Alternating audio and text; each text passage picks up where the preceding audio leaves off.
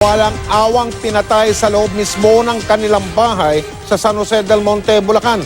Ang isang nanay, ang kanyang 3 anak, pati yung lola, inihinala ring ginahasa ang dalawa sa mga biktima.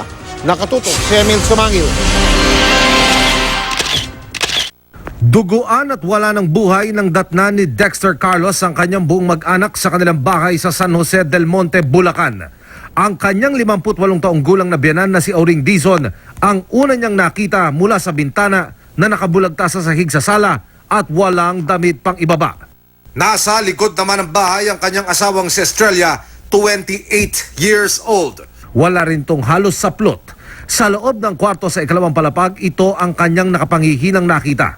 Ang bangkay ng kanyang 3 anak, edad 11, 7 at ang pinakabata, 1 taong gulang. Lahat ng mga biktima tad-tad ng saksak sa katawan. Ayon kay Dexter, kakauwi lang niya noon galing ng kanyang duty bilang security guard. Wala raw sumasagot sa kanyang mga tawag bago mag-alas 9 ng umaga, kaya inakyat na lang daw niya ang gate ng bahay. Hinala ng pulisya, parehong ginahasa ang asawa at biyanan ni Carlos. Malaki raw ang posibilidad na higit sa isa ang mga salarin, nakakilala rin ng pamilya kaya pinatay maging ang mga bata.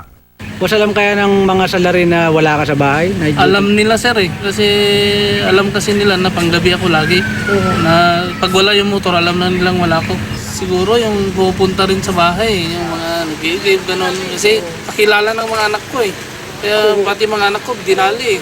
Ayon sa pulisya, walang nawalang gamit sa bahay maliban sa 2 kutsilyo na posibleng dinala raw ng mga salarin. Malaki po yung possibility na mayroon pong anggulo ang rape dahil po unang-una yung ating 2 babae na biktima po na up age, sila po ay nakita po natin na nakahubad po. Emil Sumangil, Nakatutok, 24 Oras.